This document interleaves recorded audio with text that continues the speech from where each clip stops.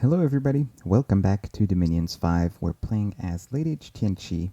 It is turn 4, and this is From Whence the Salt Flows, a game featuring Lemuria, Relay, and all the salt in the world.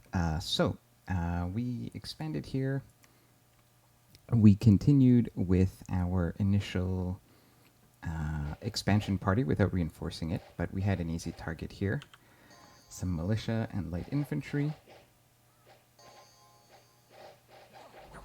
And we'll just delete that unit.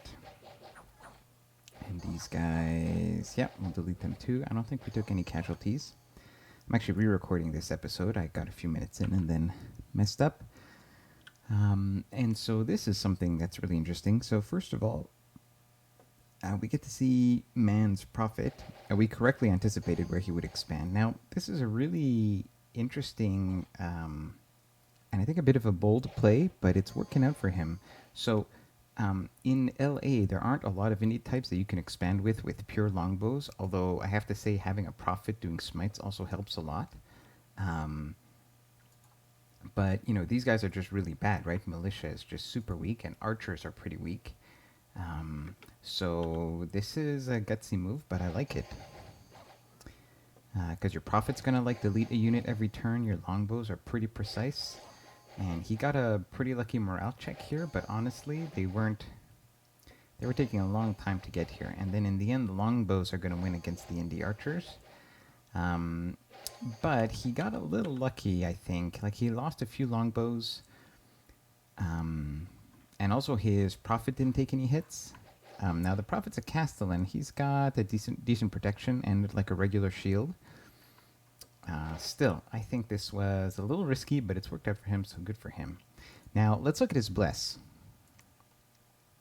So morale 2, that means 1 fire point in morale. Magic weapons, that's astral 4. Precision 1 and shock resistance. This is major shock resistance, so that's air 1 and air 3. Poison resistance 15, that's major and minor. In nature plus dark vision, so that's 4 nature. Then fire resistance 10, that's major fire, which gives us 4 fire total with the morale. Actually, he's got 5 air because this is major and minor shock, which is 4 plus precision 1. Then he's got major and minor cold resistance for 4 in water, and then 4 in earth for reinvigoration. So he's got a rainbow. I would assume it's imprisoned. The only thing he doesn't have here is death and blood. Now, I don't like this bless for LA Man.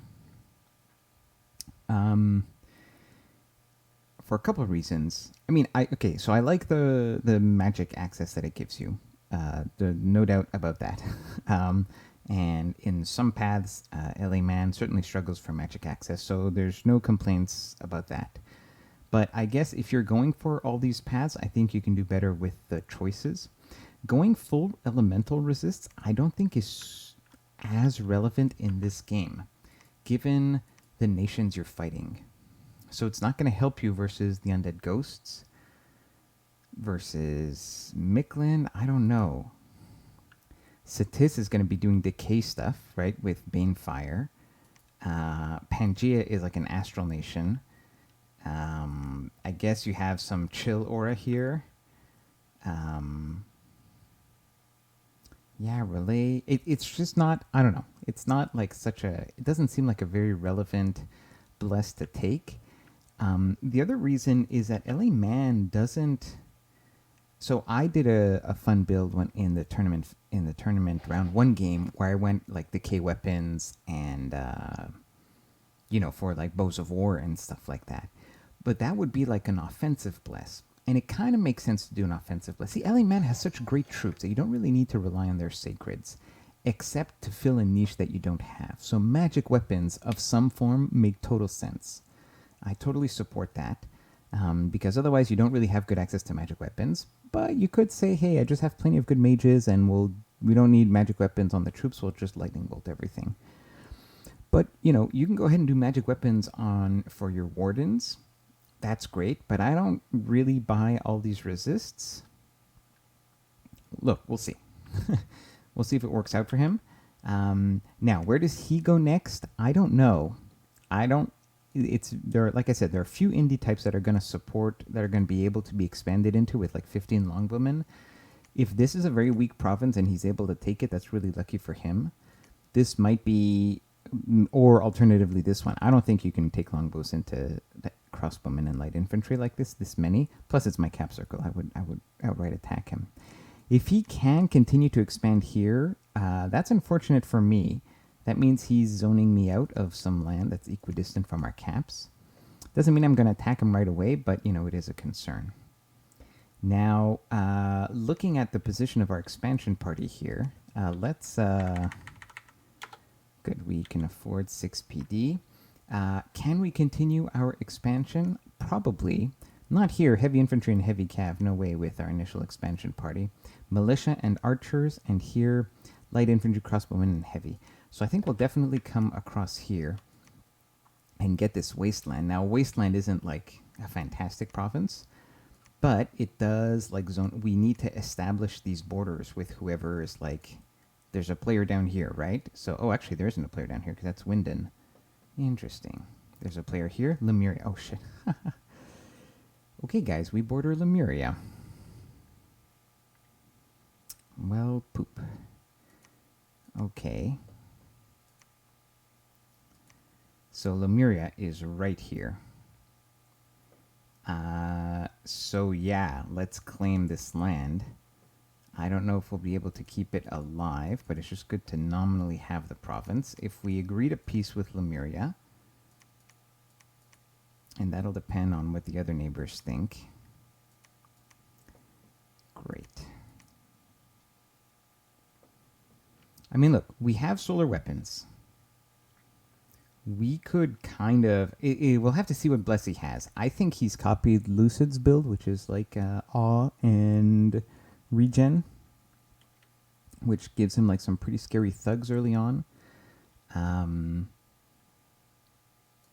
disease isn't going to be super relevant, but maybe my heavy cav with solar weapons can take him. With maybe spam a few priests to banish. Because we'll do bewilderment. It's not, yeah. Because we got Decree of the Underworld.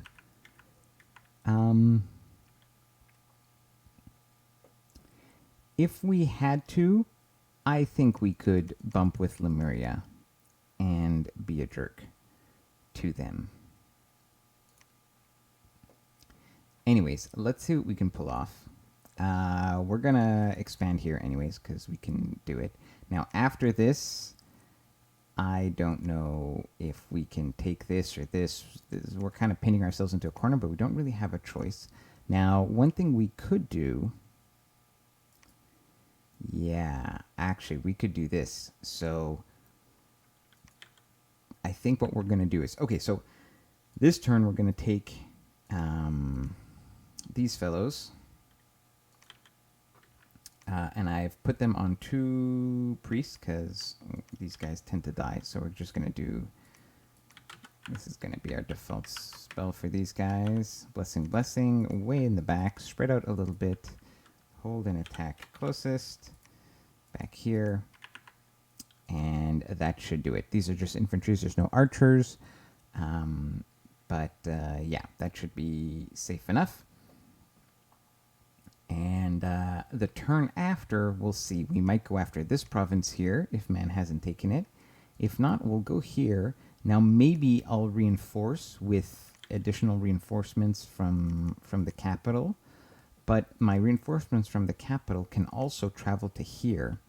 And with those reinforcements plus this party, I could definitely take this province over here if I don't feel comfortable taking any of these two with what's left of my first expansion force.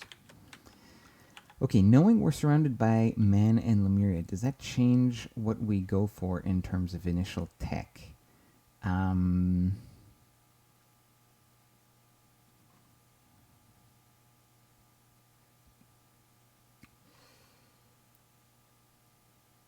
I don't think so. We can still do all these like luck type buffs. Body Ethereal Knot's going to be useful against Lemuria. I guess the issue is if I went... Yeah, because we could do Dust to Dust. You know, do we rush Thaumaturgy for Lemuria? I'm just assuming we had to fight Lemuria. I mean, we can do Control the Dead. No, I don't think...